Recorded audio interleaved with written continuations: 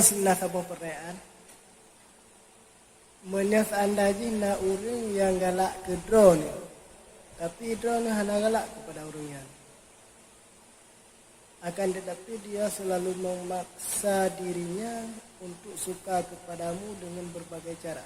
Pastinya dengan cara-cara yang halal baginya.